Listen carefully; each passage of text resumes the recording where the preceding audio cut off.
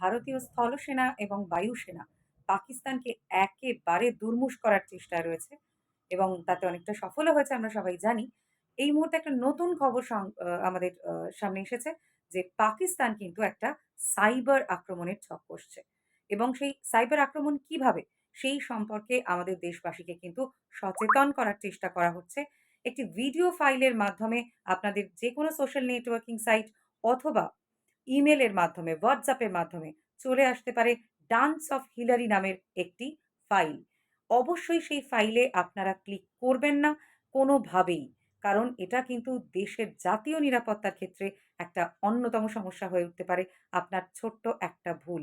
তাই আমাদের প্রতিটি নাগরিককে সচেতন থাকতে হবে, যারা আমাদের জন্য নিজের প্রাণের তোয়াক্কা না করে পাকিস্তানের মতো একটা সন্ত্রাসবাদী দেশকে এই পৃথিবীর মানচিত্র থেকে শিক্ষা দেওয়ার এবং মুছে দেওয়ার চেষ্টার জন্য একেবারে চলে গেছেন দেশের ভিতরে, সেই দেশের ভিতরে।